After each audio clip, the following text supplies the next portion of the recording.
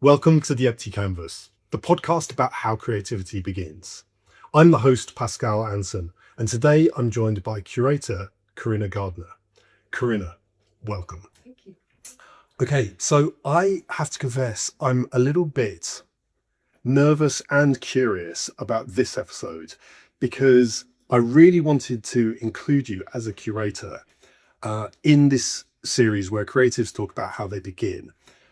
I think I'm a little bit nervous because with a lot of the other ones, I've got some experience in drawing or even ceramics, but I don't have any experience at all with curation. But that also makes me curious. So I've got lots of questions. But maybe could we start by maybe just talking about what, before we get into the empty canvas or the idea of starting something, have you got a easy to understand definition of what curation is? I mean, a 2-word or 3-word answer I would give is Yeah. cultural listener. Huh? But Oh my I think goodness. in the work that I do, because I work in a museum, the curatorial practice, if we want to call it that, is twofold. One is to collect things for the museum that we hold in public trust. Yep. And that's adding objects to the collection and making those decisions. And the other is putting those objects on display. So I think what many would more quickly understand as curating. So you bring objects together and put them into an exhibition. Yeah. Okay. So I suppose that's really clear, and I think I'm sorry to do this, but I suppose can I ask you whether I'm correct in thinking about two main strands about. I think it's probably about how I understand what your job might be. Mm-hmm. We can maybe get into storytelling a little bit later on. But the way I understand curation as a designer, but also as just a member of public going to exhibitions, is there's objects or things which tell a story. And you've got a group of objects and you use them to tell a story. Or you've got something you want to say, like a story, and then you find objects to tell that story. Yes. Is that, it's probably quite clumsy, but... No, I think that's right. We have... I mean, if you go into a gallery, and that could be a permanent display in a museum or a temporary exhibition, there is a body of work that has been done to bring those objects together to make a conversation, which is about a visual conversation. It's how those objects speak to each other, but you also then add a bit of text. But it's really important for me that the alchemy, the juxtaposition of those objects begins to add to a larger whole. Bear in mind, I work with design as opposed to art. And so, if you put a mobile phone and a cup and saucers together, somehow you need to make those objects talk. And you can take a formal reading. So you might say this cup and saucer has a beautiful form. That's one way of doing it. But actually you might be saying this cup and saucer has been designed to make it inexpensive to travel across the globe. And so that's a different type of story. And then you start to think, actually, the mobile phone is there too, because it's an object of global manufacture. And then that kind of chemistry in those objects, if it's done well, comes together. And you as the visitor see something. Understand that. Right. So is that... without being too reductive about it, is that a bit like how music is organised by year or genre or artist? Because if you've got a cup and saucer, which might not necessarily, or somebody, you look at these two objects which are different, and you're thinking, why do they belong together in whatever it is? There could be a reason which isn't function. Yeah. But it could be material or could be manufacturing or global travel. So that's like a category which bonds and binds them together. Yes, I mean, what you said, we'll come to storytelling later, but what you're picking out is that objects can tell different stories depending on how they are put together. Yeah, And okay. I, as a curator, when bringing an object into the collection and trying to make that object as... to use a funny word, polyvocal. I'm trying to bring as many stories in with the object at the time to document that. So if you as a curator in 5 or 15 or 20 years' time wanted to do a story about form, or you wanted to do one about colour, you've got the evidence around the object, the context from which to draw. you mentioned music and genres and like decades. I mean, you can think about design in that more canonical mode. Like this was a cup in 1920, Yeah, 1930. yeah. Some sort of like evolution. Yes, but that suggests that you believe in this potential. I mean, lots of museums and lots of collections do have those kind of chronological displays, and they are often quite liked by We designers. talked about the one at the Louvre at yeah, in lines by Salah Architects, Yes. with the chronological progression through the Yes. the building. And that can be really pleasurable and satisfying. Yeah, yeah. But it really depends, again, what story you're trying to tell or what you're trying to communicate through the objects you're bringing together. That's about the passage of time, and it often suggests a kind of progressive mode of reading objects that it's always a development on from. I mean, there's a question about whether one believes in the notion of progress. And so that's so interesting that we started off talking about this, because in another episode I was talking to John Marshall, who's an industrial designer, about exactly this, about when you're making a frying pan, whether you make the next, like an iteration or better one because there's like new materials or new manufacturing or different manufacturing or different regulations to make the next one, the next one, the next one. So I think there's some sort of parallel, because we were actually saying, and maybe this is, I was preempting maybe what you're going to say is not always a progression. No, because it's about the user. Like objects of use Yeah. become more meaningful once they're in the hands of those who they are intended for. I mean, there's clearly a model, and lots of design museums in particular, very interested in who made it and how it was made. And then it becomes an object and that's it. I'm much more interested, or equally interested, in what happens to that object when it's in the world and how the user shapes its meaning. So you might want the flashiest, most high performance new material frying pan because you've got a fancy new hob, but you might also say, I want a frying pan that is about craft and cooking skills that take me to Japan. And then you would, or that take me to how my grandmother cooked. Yes. And so you're actively choosing an object that's best suited to your context of choice. Yeah. And that has a different meaning. And I don't think one is better than the other.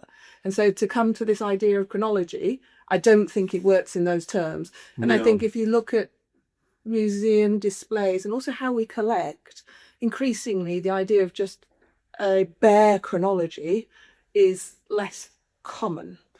But I think there is something fundamental about like before and after, because I think that's one of the great kind of storytelling tropes which we have available to us as creatives, which was before it looked like this, there's something happened, and then after it looked like this. For sure. So for an understanding level, and you talked about it being satisfying, I can imagine that chronology is a good starting place. It's a really strong anchor, particularly for folks who might not be so familiar with the subject. And so we do get a lot of insight and feedback from visitors to say they really like chronology. Basic level museum is but I think that's interesting, because I suppose you're talking about something that I think the majority of people who visit a museum, certainly something like the V&A, are fascinated by, about the change that happens with our culture, with manufacturing or our culture, and how an object might change. Yes. And then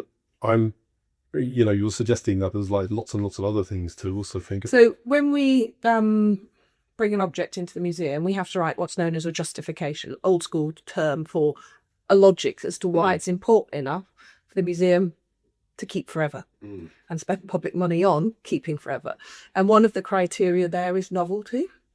And so it could be material innovation. It could be exactly to that sense of change or development. So an example might be Starlink satellite, for example, which is this object of transformative access to the internet. That is a new piece of kit. Its portability makes it even greater in its reach. And so that is an object of industrial design that speaks to our digital world. That is about newness and novelty.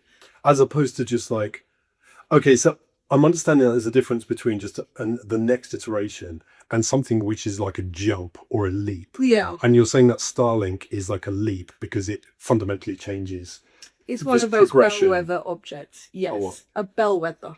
Like a thing that really brings home change. Like you might say the iPhone is another example of that. The assembly line might have been an example in the early 20th century in the sense of how it transformed manufacturing processes. But it's still in a line, isn't it? It's just like an acceleration point that happens between point D and E.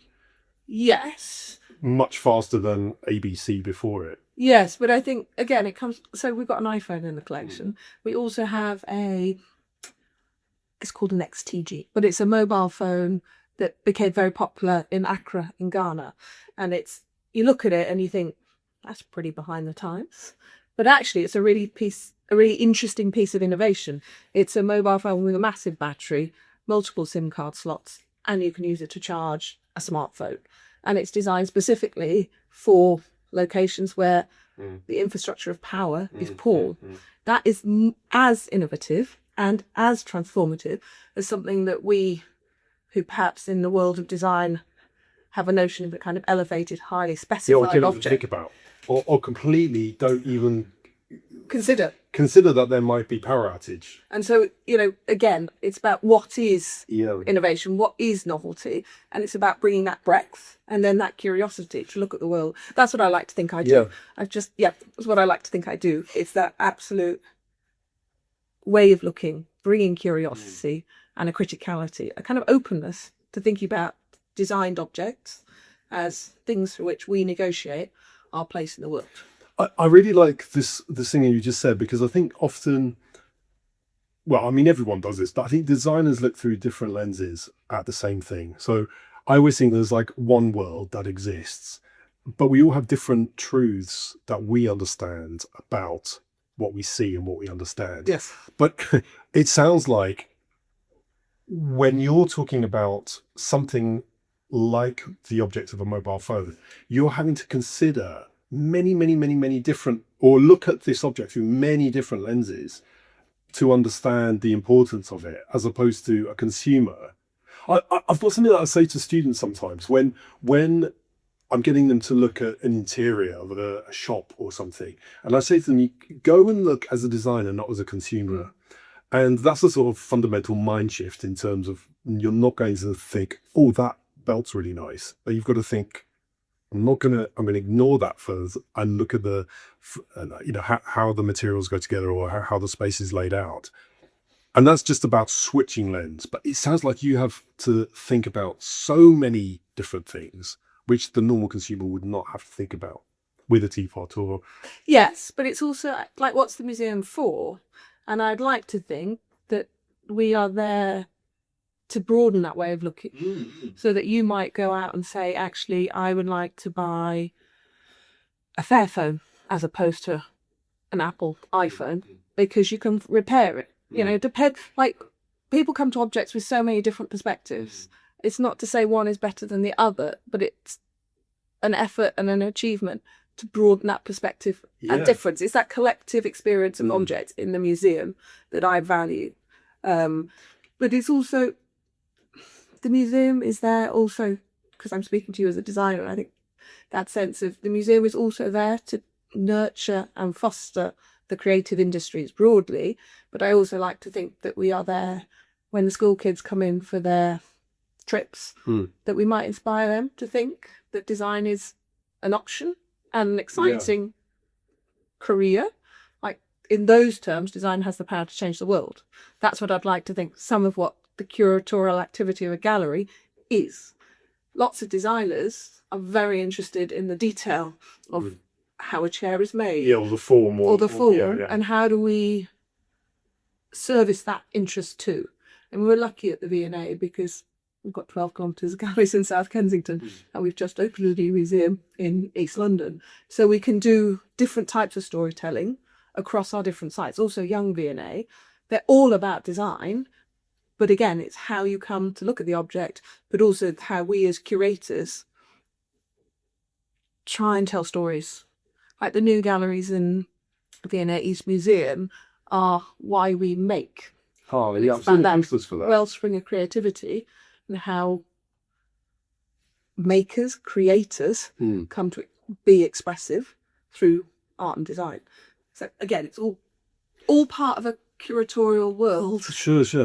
So going back to this idea of empty canvas, could another starting point as a curator be we want, like, the fundamental driver at the beginning, could it be we want to change how people see mobile phones or technology or something, because we think that people are only interested in the latest model. However, we want to have a direction where we talk about something more global or something more important than just whether you've got the latest model. I think that's interesting because the way you're putting it forward, and it comes to a kind of shift in what museums and curators do. And again, I'm speaking about collections curators here. That sounds very much like broadcast. It's like, we know best and we are going to help you see better. Yeah. And I think I would slightly resist that way of thinking and looking, because that comes back to being a cultural listener. I think my job is to go out into the world, to hear what people are interested in, noodling around with, and to reflect that in the collection. So it's about a collective coming together to make those stories. It's not that I know more or different and others should follow how I think. That suggests that, I mean, I get what you mean. It's kind of like you're not nannying people with that. However, as you just explained, I think you've got many eyes on one thing, and many lenses on one thing.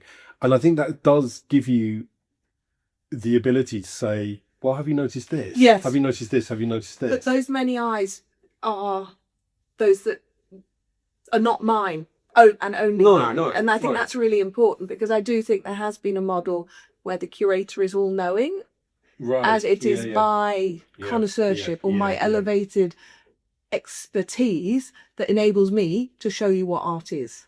And I think that is, I mean, it's a very established way of working, but it's not necessarily where I sit. But it's exactly that. How can we bring those multiple stories together into the museum and into a gallery? And that's the back end. The front end only really starts when people come into the spaces, be they in real life or online, because the museum has a digital presence, and through that are provoked and encouraged to find joy and difference in how they look at those objects.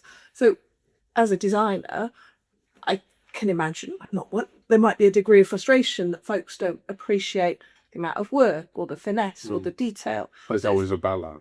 No, it's not. But I think there's times why you're going to buy something that's inexpensive as opposed to something that's finely crafted. You know, there's a value judgment. Actually, inexpensive is democratic. Finely crafted is high. You know, there's a lot of refined and fidelity and narrative. You know, those are both good. But how do I make a choice about which of those I put forward? And so it's that discursive nature that I think I would like to see in the work that curators do. Great, that's really clear, I think. Can I take you back to little Corinna? How did little Corinna get into curating? Were you somebody that always lined their toys up in some sort of like order? Were you always putting things on a shelf? Were you organizing?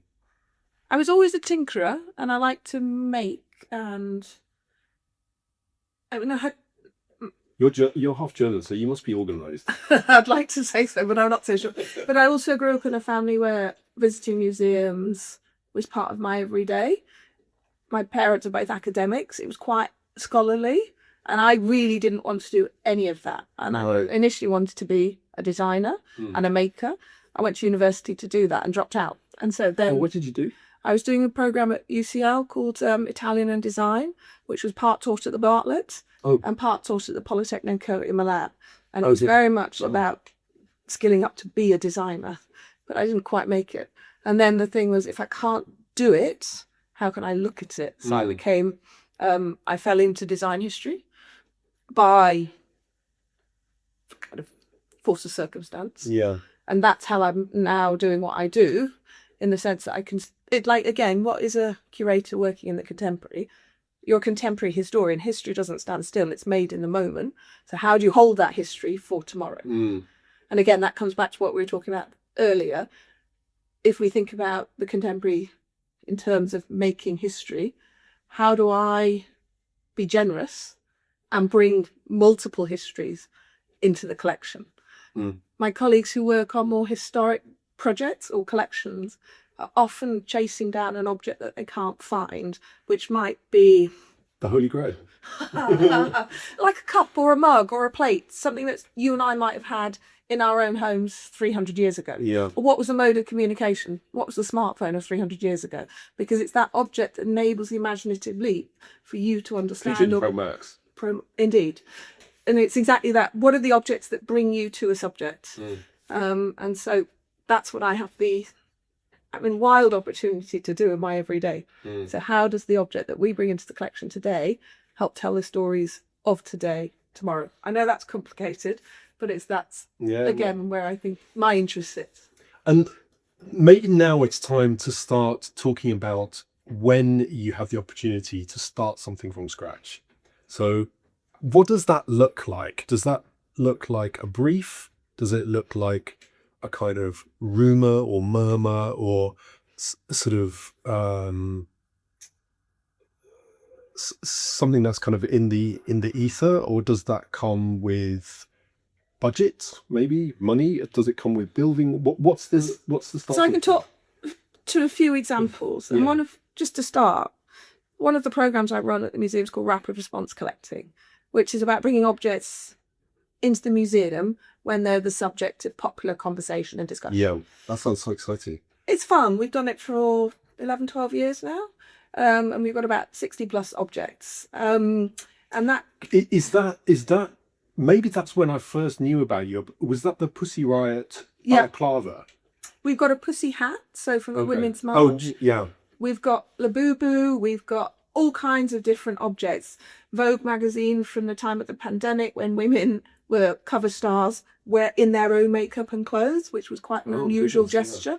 A whole breadth of types of objects, but that Vogue cover was about the value of work, the nature of the pandemic, and who gets to make the world turn around. It's not the more typical cover star in Vogue. Spine tickles thinking about that. So, it's really good. And with that, we have a set of criteria of how we come to objects. So often you might think, oh, well, there's a big, now the Strait of Hormuz is closed. What is the object of design that helps us to tell that story?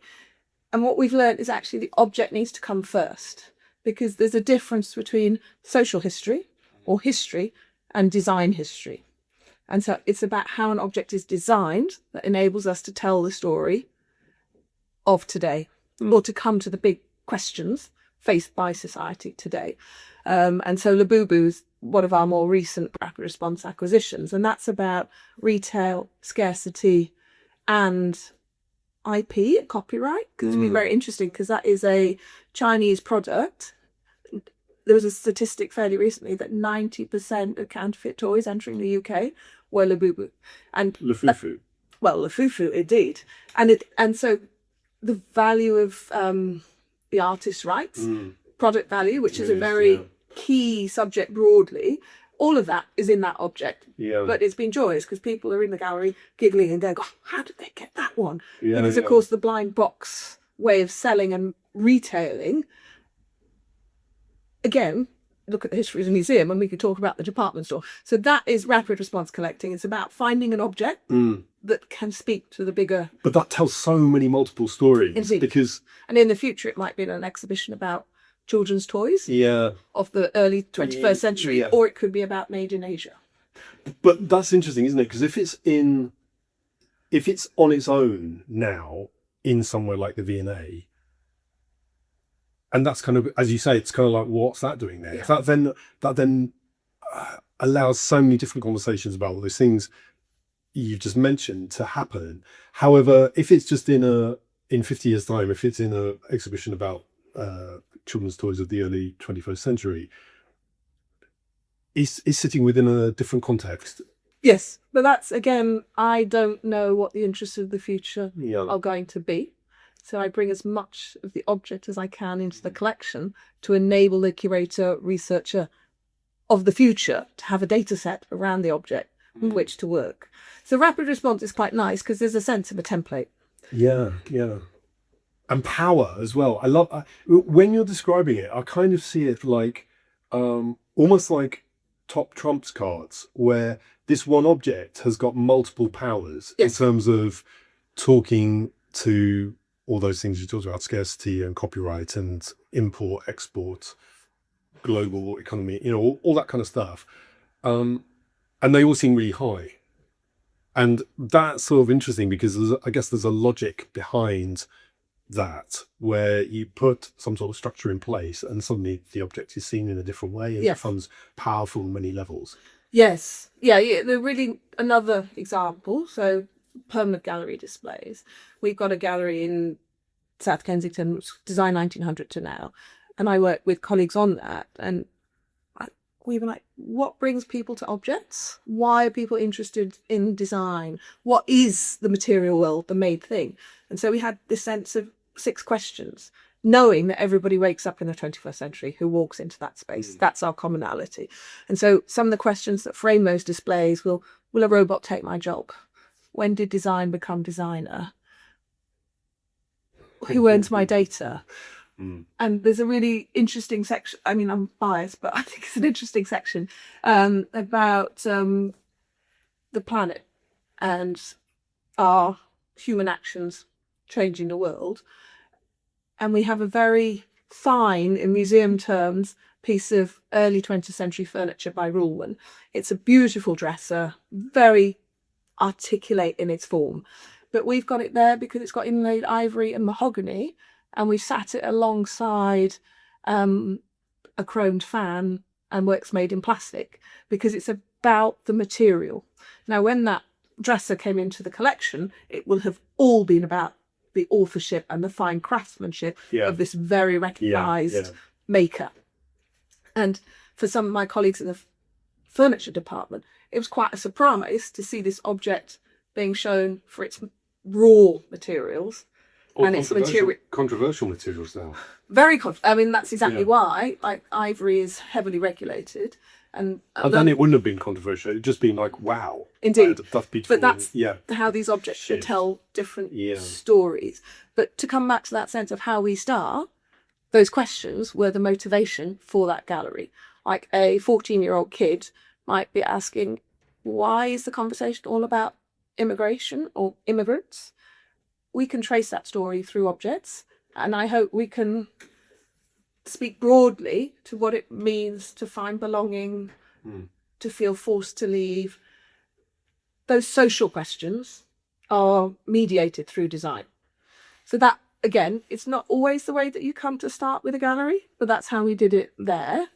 I think I'm understanding more now about this thing of the curator's ego, or in the past now being changed, and it's about the objects driving the narrative as opposed to the curator driving that narrative. Yes. Things pop up and then you frame them in a way that allow us to see them differently. Yes, but I would say it is stories are told through the object, but I think I would like, and it comes back to this, the user, the consumer, the person who comes to the galleries, it's their voice, their interests, their acts of use that I also want to reflect in the gallery.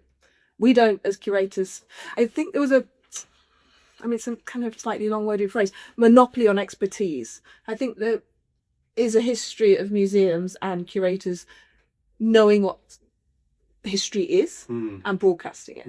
It was a very authorial voice. You came to the museum, you were told, and you knew better when you left. But that voice, I mean, who gets to be a curator? Like, the pipeline is a big question, and it's a quite rarefied job and role.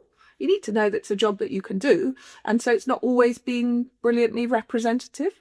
And if we think about a museum that's a national collection, it does belong to all of us. And so what does that mean in terms of the types of stories we tell? For whom do we tell these stories? And so, yes, the story comes through object, but whose stories? And that's about going out into the world and listening. So are there three parties then? There's the curator / museum. So let's just put them in one thing. Then there's all the objects in the world. And then there's the people experiencing those. Yes, and then there's the maker too. Or the manufacturer. Yeah, but I think they're in the object. In my head, I'm trying to package it, but I'm trying to understand whether this is a way of explaining it in a way that's kind of, I guess I've got a question here. So let's say there's the object, the designer, the manufacturer in one corner of the triangle. Then there's the general public, there's visitors, children, educators, general public. Then there's the curator or the museum. It feels like there's a very balanced relationship between those three kind of stakeholders in this. And if one isn't there, it doesn't work. Because if you're just saying, well, there's the only thing we're going to think about is the museum and the objects, that's what you're saying about it being like an authoritative voice. You need to understand not necessarily the client or the customer, but it feels from what you're saying like the people that visit these objects, bring them alive, and they're a very important stakeholder in this conversation. And if they're not there, it doesn't work. And if the objects are there, it doesn't work. And if the museum's not there, it doesn't work. I think that's a really nice way to articulate it. I think that's the ambition. Yes. I wasn't sure. It was a question. No. It's good. I like that because. But they can't stand alone, can they? Because if you remove one, it falls down. It doesn't work.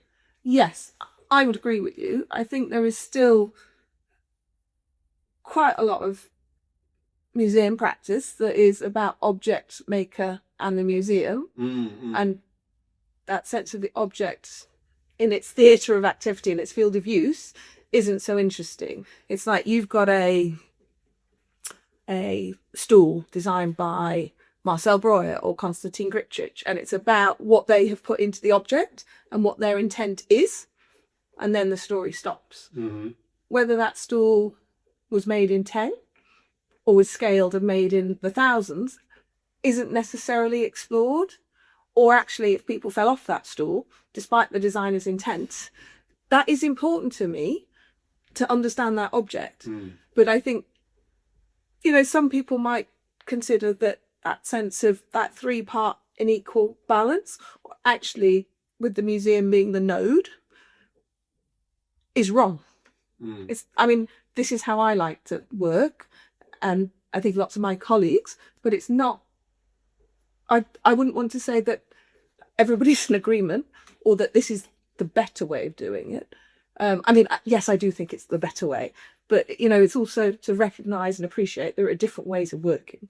As a curator, if you were to do an exhibition which wasn't connected to a museum like the Victoria and Albert Museum, but you could do anything you want, you're done limited budget and limited space, how would you start that process? Where would the starting point be? What's the subject? It's up to you. That would be my question. Right. What's the subject? What does that mean, though? What story is it urgent to tell? So maybe now's the point where you talk about this thing about storytelling. What does storytelling mean to a curator? I can only speak as a design curator. Yeah. So if I were to try and pitch an exhibition, it's from my area of interest and expertise, so contemporary product and digital design, and it might be like some of the questions that I'm interested in is how do we live our lives with and through technology? What does it mean to live in a digital world? And what is the wonder of that? But what is the challenge? But they're questions. Yes, but I think the work I do is all about asking questions. Okay. Is the subject a question? I'm sorry I'm being really picky about this, but I really want to get to understand your mindset at this. Yes, Yeah. So will you start with a question? Always. I mean, you're putting me on the spot now. Now yeah. that I think about it, yes, I'm always asking questions. So that's interesting because I always think that there's a shift that happens. You know, when we're talking about like shifts in technology that happens, I think as creatives, there's a shift that happens from when we answer questions to then when we start to ask interesting questions. And I think asking interesting questions is really difficult. Yeah. I think as a kid, you know, as a child, we're always asking questions about the world around us, sometimes to our parents' annoyance. Then I think we go through a period where we're answering questions. People are asking us stuff. What's your name? How old are you? What do you live? What's your favorite subject? Favorite color? And then I think we can just stop there. But then I think as creatives, you get to a point in your evolution where you say, well, what if this? Or like, why is that working like that? And why does that have to be that way? And then I think there's another one, which is asking difficult questions or questions that you feel don't have answers, because there's no point in asking a question to which you kind of know the answer to. Yes. And I think I'm lucky in what I do because I can ask questions and then I can go out to creative folk or to users and work collaboratively to help find answers. But I think a good exhibition asks questions of you as a visitor. Yeah. And you take those questions with you So as part of the experience. Something provocative. Yes. I mean, provocative, I think, is a quite laden term. Yeah, it's big, isn't it? But, like, what is beauty? Like, you might go to a landscape painting show and think about what is beauty, and that might be the question that you leave with, which is more reflective, but I think really powerful. But that sense of what is the takeaway is another question that is part of my everyday. Like what am I offering up in the work that I do as an act of, I mean, that makes me sound terribly grand, as an act of generosity, but I don't mean it as kind of importantly, but I think that's critical to. But you're in this fantasy situation, you're the director, so you've got to have some sort of, there's got to be movement and dynamism in a direction that comes from you. I was going to ask, does the question come before the subject? Or do you have, even if it's abstract, do you have some, you said subjects, and that sounds cool, like, you know what you're talking about, very fixed. Can that be quite abstract, and then you start asking questions to uncover what that subject Yes. is? I suppose, like, if I'm working on a gallery project, 20th and 21st century design, that will be my subject. No, in this situation, you're not doing that. You've got like any possibility and any space and any budget and any topic in my fantasy questions to you. So that was really what I wanted to know, just about how, without any constraints, how you start. Because you're going back to constraints now, saying, oh, in 20th century, 21st century design, contemporary design. Yes. But I think those constraints are my creative practice. Okay. So that's something that you bounce off. Yes, I need those constraints. Yeah, okay. To help shape what the subject in question is. All right, so we've got constraints, we've got question, we've got subject. And audience. I think audience is really who am I doing it for. Okay. What about where it is? Can you talk a little bit about that? Yes, I think there, again, yes, absolutely. Like, there are different modes of encounter. Like, as a curator, we convene events. We work on permanent galleries and we work on temporary exhibitions. What the audience appetite and want is very different in all three. If I think particularly about exhibitions and permanent galleries, folks come to exhibitions and they want to be guided. They know what they're coming to see. So there's a title and there's a sort of... So they've already bought into the subject. Yeah, there's a rough understanding. And there's a journey. Like, you have a confidence that exhibition will take you through a managed sequence of objects. You know, as a curator, that folks will look for longer at the beginning than they will at the end. Goodness. Yeah. And so you have to think about that pace and dwell time. And people, like, you want to, there is surprise and new learning and novelty for sure. But people, like, you're coming to an exhibition about Schiaparelli, or you're coming to an exhibition about Constable and Turner, you have an expectation and you are brought in. If you're going to a permanent gallery display anywhere, any museum, you know that visitors may or may not have chosen to go to that space in the museum. You don't know where they're going to start. You don't have a confidence in how they're going to make their way around those spaces. So how you tell stories, both in how you bring objects together and what those objects are, but also in how you write your text, is different, because it's not progressive. It's not A, B, C, D, E, F, G. Those letters could be in any order. And so they are different ways of, again, it comes to a constraint. That is my material. If I'm thinking of myself as a designer, that is my paint. That is my canvas. Those are the things that I can work with to make a creative thing, which is that experience. Can we talk about experience a little bit? Because I think that's something, I mean, people talk about experience design, and that's, I think, a very kind of loose term, because it could apply to cinematography or cinema, it could, or theatre or interior design or music, lots and lots of different things. How does that intersect with being a curator? So I know it's part of the audience remit, if you like, but I'd really like to hear about kind of, you talked a bit about the pacing of an exhibition. What about kind of tone of voice or mood that do you ever have a conversation about that in terms of the experience, the user experience? At every stage, yes.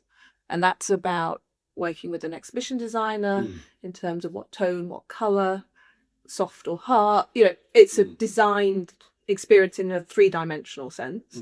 Then in permanent galleries, we also work with our interpretation team, so our editors, and their tone of voice, length of text is really important. Is it playful? Is it instructive? Is it questioning? Those are all different sets of questions that we bring to a gallery project. And like, if I look at a text label in a gallery, you have to think that some folks won't read them at all. Some folks might read the title of an object. Some people might read them all. But you need to have a sense of confidence that each of those still is a satisfactory or has the opportunity to be a satisfying experience. And then, you know, in exhibitions, which are more and more expected to be experiential, light and the kind of spatial arrangement, whether you as visitors are brought together in much closer proximity, not corralled, or you're given the space to think reflectively one-on-one with an object, that's all conceived. And then you might have sound, like the sculpting of the space can happen through sound as much as it can happen through light and colour. But then you also might have smell, increasingly, in the sense of experience. I think temporary exhibitions are often, and this is increasingly the model, because museums, in particular in the UK, are needed to drive income. And what's the competition? And things like edutainment and so Westfield Shopping Centre and theme parks in three dimensions. So there is a pressure to be more experiential. Do you think that's a bad thing? Do you think like Outernet at I don't think it's straightforward to say it's good or bad. No, but that's really interesting conversation, isn't it? Because you've got something very traditional like the V&A, and then you've got somebody who's basically like, well, let's harness this technology, pair it with Van Gogh, and we're suddenly going to have this immersive experience. Yes, but I think, again, what is the museum there to do? And it comes back to that purpose and constraint. I know, but I think that my point there was about the reason for it being. Because the reason for the Van Gogh experience in 3D with immersive blah, blah, blah, is a financial one. It's there to drive income. I don't think it's necessarily there as a kind of like cultural, pushing a cultural narrative for it. Well, I think that, again, I really think that depends. Like, somebody who doesn't know Van Gogh goes to that and thinks, actually, I want to see the real thing. That's a success. I wasn't being critical of it. I was just saying that I think that the initial driver is, I suppose it could be, I think how often do there's- we make this more accessible? Yes. Yeah. I think drivers are often technology. Like, we have this technology. What are we going to do with it to make it marketable? And I think art and design is often leveraged in that context. And then you get that type of exhibition. I've been working on a project, and it's like the experience, but what's the subject? Like, you can make a wondrous experience, and my ask of the curator and the curatorial work that I do is, what's the subject? What's the meat in the sandwich? I want the best sandwich you can get, and that's both about the experience and the content. But could experience be the starting point? Could experience be the blank canvas where you're Yes, thinking... I think that idea of museums wanting to create immersive environments, immersive experiences, because they know it will bring people through the door, is an absolute ask. Yes, and I think we get it more or less right. Yeah. But we need to learn and do, and we are in an ever more digital, fast-paced world where folks navigate the world in real life and through their screens at the same time. And so what is that visitor to us in the museum in the future? And we have to work with that marriage. It's interesting, we're talking about this. 20 years ago or so, I did a project on the now built Terminal 5 at Heathrow. Yeah. And we were looking at airports, and we were looking at wayfinding in airports. And I guess, like, when Heathrow was started to be built in the 50s and 60s, the technology was a kind of a light box with a yellow background and a sign for departures. Yes. And that told people where to go, and it was lit up, it was yellow, and it was black high contrast, it was in the distance. But what happened was this kind of like technology advertising retail creep, that the sign for Burger King then became more important than actually what you want to do, which is get on a plane. And we were kind of looking at how people's attention changed from, we kind of not intentionally, but also not intentionally, that when they were thinking about building a new terminal, with all that technology and all that advertising and all that cultural change, how to make it easier to find your way through. Yes. And I think this subject about demanding attention for people, captivating people, or kind of teasing people with something and keeping them there and making them engaged, that's such a big part of it's attention, isn't it? That's what it is. It's keeping people's attention. Yes. The attention economy on whoever the stakeholder is, and I think whether it's exactly, and like or departures. The airport example is really nice because, like, we need to go places, and how do we help people do that? I love the fact that also airports are being kind of, in terms of traffic, they have changed as people's suitcase designs have changed, because the amount of space that one person takes up shifts. And so thinking about flow, again, that's the design curator being interested in travel suitcases. But, museums, screen-based activities, the demand, the addictive nature of the digital is a really present thing. We've just had that court case in California where big tech has been found to be designing for addiction. Super interesting. Yeah. What does that mean for the museum and a design curator is one question. But also, what does that mean, and how we bring that into the collections. But also, what is the museum's role in the context of the attention economy? People are increasingly wanting moments of pause or respite, or an encouragement to look more closely, or at greater length.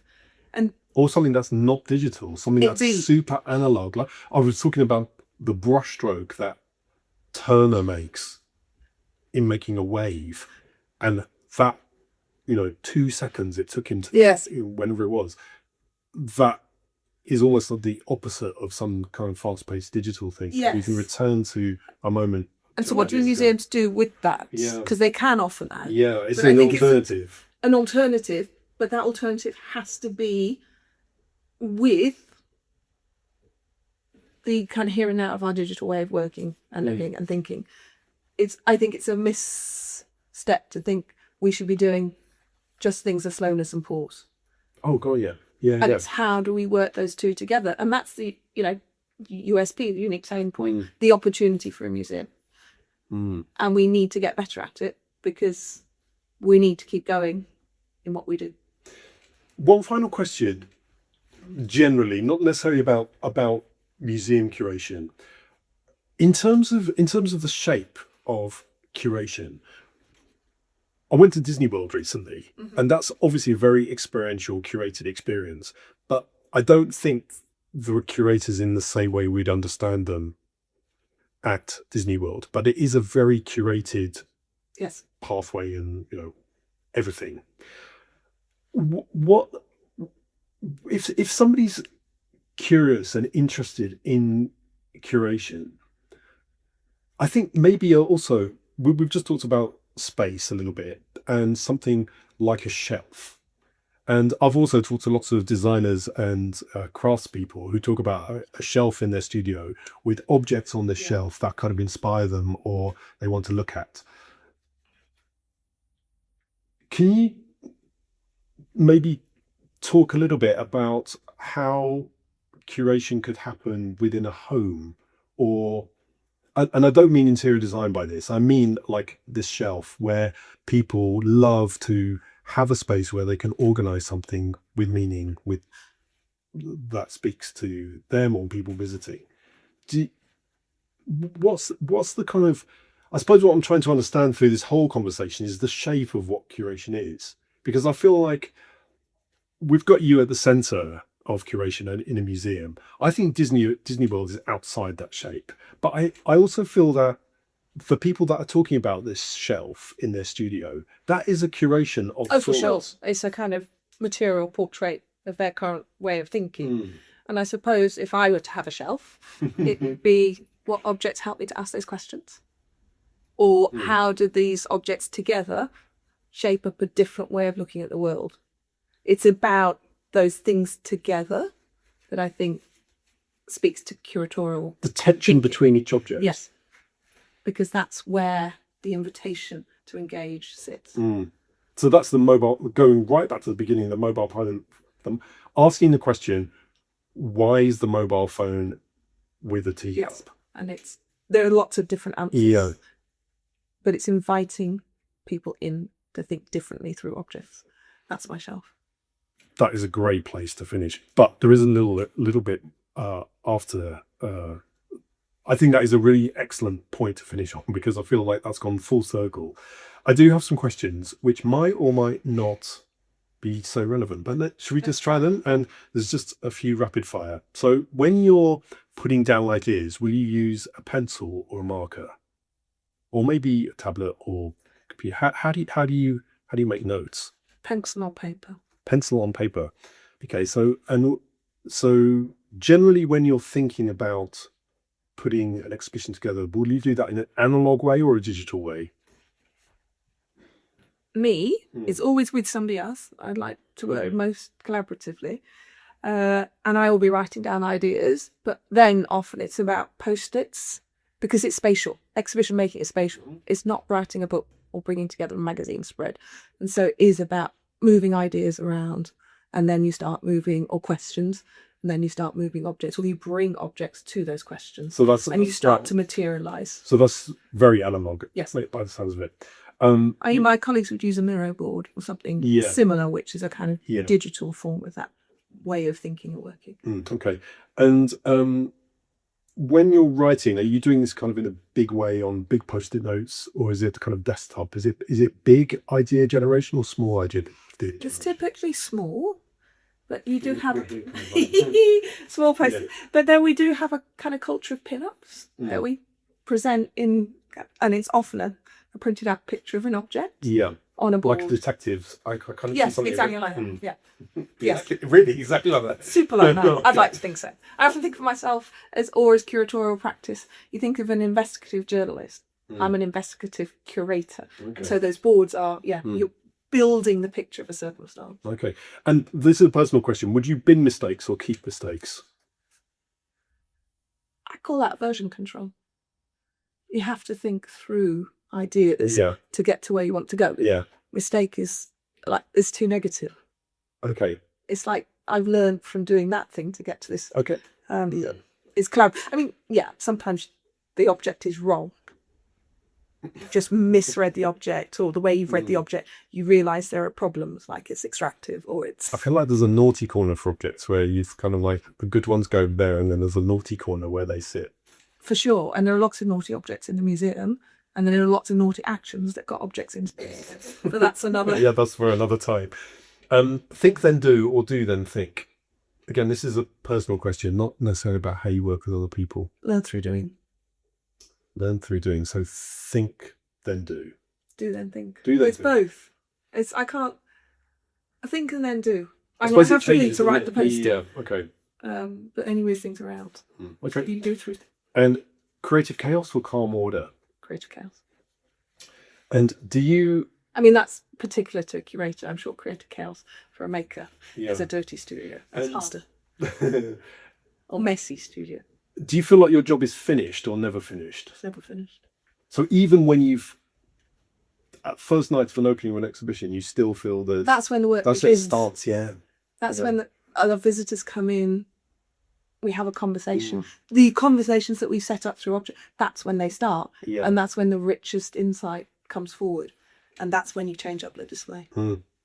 And when you're working to get to that beginning point, I'm not going to say the finish point, because I realise that was a bit of an error. Will that be an all-nighter, or are you somebody that will be like, no, it's all done by 4 o'clock? Of course, I lead by example. I have good work-life balance. And that's part of it. Well, so it's never going to be an all-nighter. No, the ideas always keep ticking. I mean, I think... But I'm talking specifically Projects about the opening. Will you be like rushing right till the...